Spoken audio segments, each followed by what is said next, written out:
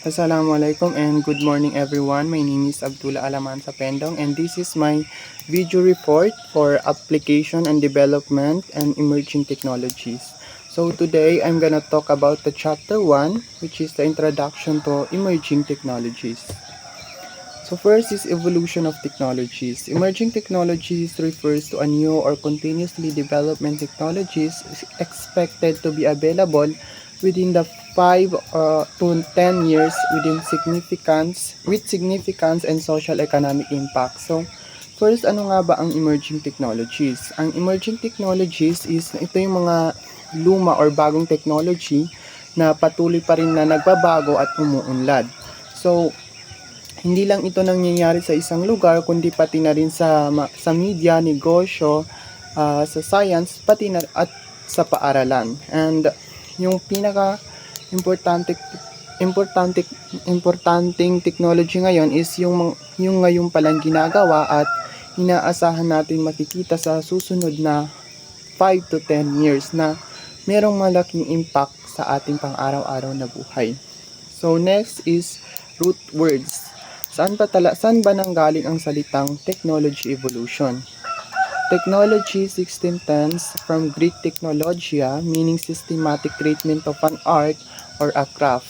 So ang salita daw na technology is galing sa Greek word na ang meaning is systematic treatment of an art or a craft.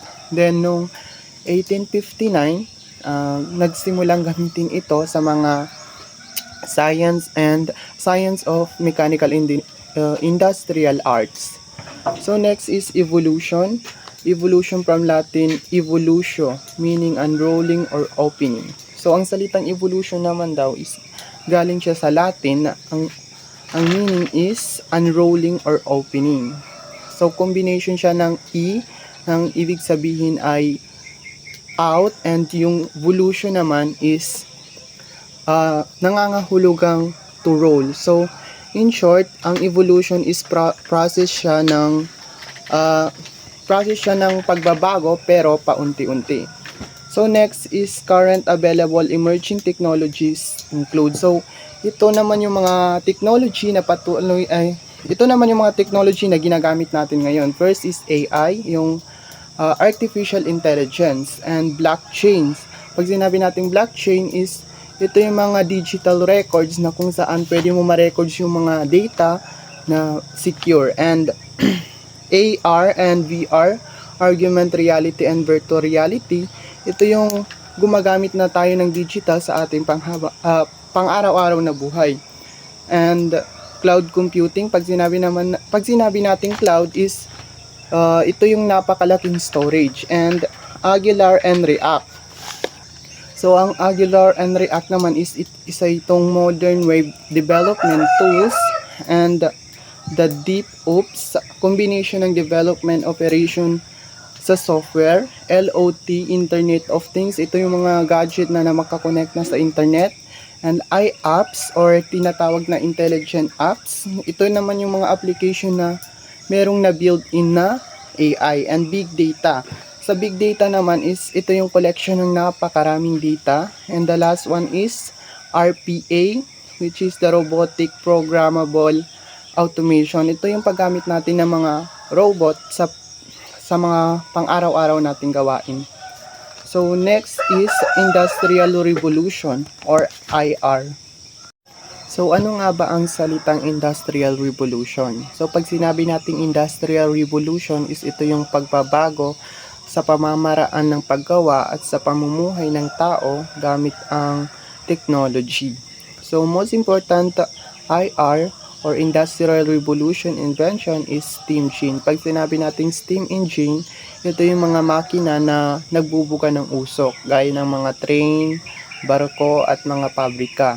And railroad naman, pag sinabi natin railroad is ito yung mga daanan na gawa sa metal, gaya ng yung dinadaanan ng tren. And telegraph naman is isa siyang lumang pamamaraan ng pagpapadala ng mensahe, pero hindi gamit ang cellphone kundi ng kuryente at wire. and then cotton gin and electric lights. Sa electric lights naman is ito na yung paggamit natin ng mga paggamit natin ng ilaw. So next is for industrial types. So, merong 4 na industrial type. Una na dyan is primary. Pag sinabi nating primary is, ito na yung pagkuha natin ng mga material. Example nito is pagmimina. And next is secondary manufacturing. Ang ibig sabihin naman ng secondary is, ito na yung paggawa ng produkto. Diba sa primary, kinukuha pa yung metal. Then sa secondary naman is, ito na yung paggawa ng produkto. And sa tertiary, is dito na binibenta yung produkto na ginawa. So sa quaternary naman is nakafocus siya sa pag-aaral, pananaliksik at technology. So pag sinabi nating R&D is research and development. So next is itong Industrial Revolution RR. Dito natin makikita yung mga pagbabago ng pamumuhay ng mga tao sa pamamagitan ng paggamit ng technology. So nung Industrial Revolution 1.0 nung 1760s, so dito na nag-start yung mga tao na yung mga gawain na sila mismo yung gumagawa or kamay nila mismo is pinapagawa na nila sa mga machine. And sa Industrial Revolution 2.0 naman nung 1870s, dito na tayo nag-start gumamit ng electricity and telegraph. So mas napapabilis na yung communication and transportation ng mga tao. Then sa Industrial Revolution 3.0 naman nung 1970s, dito na pumasok yung mga digital and electronic computers. Dito na tayo nag-start gumamit ng mga computers and internet. Then nung Industrial 4.0 nung 2016, dito na pumapasok yung mga technology na patuloy natin ginagamit ngayon tulad ng AI, LOT, Internet of Things, yung marami ng gadget na nakakonekta sa mga internet and robotic autonomous system. Ito na yung paggamit natin ng mga robot sa mga gawain na hindi na kailangan ng tao. So next is role of data. So ano nga ba ang role ng data sa emerging technologies? Data is described as a new oil at strategic asset driven science, economy, and innovation, especially through the data science and analytics across the computing, business, and health science. So first, bakit natawag na new oil yung data? Kasi nung dati kasi, ang oil is yan yung pinaka-importante, pinakamahalagang bagay.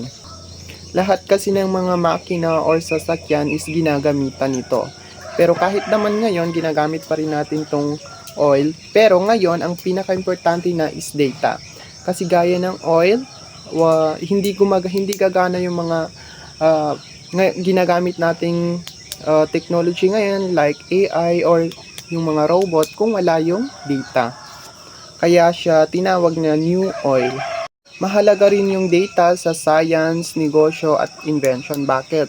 Sa science kasi ginagamit nila yung data para makagawa ng bagong gamot. Example nung COVID-19. Dahil sa data, nakagawa sila ng COVID vaccine para sa mga tao. Sa negosyo naman, ginagamit ang data para malaman kung ano yung gusto ng mga tao. And sa new invention naman, ginagamit ang data para makagawa ng mas maganda and useful na mga system or mga technology tools. So next is enabling device and network programmable devices. So first, there is a 4 digital device types, which is the memory, microprocessor. So pag sinabi natin microprocessor is ito yung nagpapatakbo sa software interaction para sa mga iba't ibang gawain. And logic naman is nagbibigay ng specific function tulad ng communication sa device natin. And network, yung network naman is alam natin na connection siya ng mga computer, server at sa mga ibang devices natin. So sa programmable devices naman is merong FPGAs o tinatawag na Field Programmable Gate Arrays, na ang ibig sabihin is isa itong uri ng computer chip na pwedeng baguhin at pwedeng i-program ulit kahit tapos na ito. And PLDS, na ang ibig sabihin is Programmable Logic Devices, na ang ibig sabihin nito is isa rin itong computer clip na maaaring i-program para gumawa ng specific na trabaho. And nakalimutan yung CPLDS, na ang ibig sabihin is Complex Programmable Logic Device. Ito naman is para din siyang PLDS pero mas malakas ito and complicated. So, ang mga example nito is itong Syslin, Vertex 6, Altera, Stratix, and Ivy Cypress, and PSOC. So, Network Service Enabling Devices, SEDS, includes modern routers, switches, and server. So, next is Human-Machine Interaction or HIM or HCI. So, HIC is study how people interact with computer. It consists of three parts: the user, the computer, and the way they work together. So, ang HCI is ito yung pag-aaral tungkol sa kung paano mag-interact ang tao at computer. So, ang HCI is meron siyang or binubuo siya ng three parts, which is yung tao or user and computer, and kung the last one is kung paano sila mag-work together. So, ang goal naman nito is to make computer more user-friendly, cost-effective. So, minimake sure niya na mabuti talaga yung interaction sa pagitan ng tao at computer sa pamamagitan ng paggawa ng mga computer na user-friendly. So, next is contributing disciplines sa cognitive psychology, computer science, linguistic engineering and design, AI and human factors. So, ang isa sa discipline na naibibigay ng HCI is cognitive psychology. Ito yung pag-unawa natin o limitasyon natin sa kakayahan natin mag-isip. And computer science, ito yung mga graphics, prototype, and tools. Logistic naman is ito yung mga salita at communication.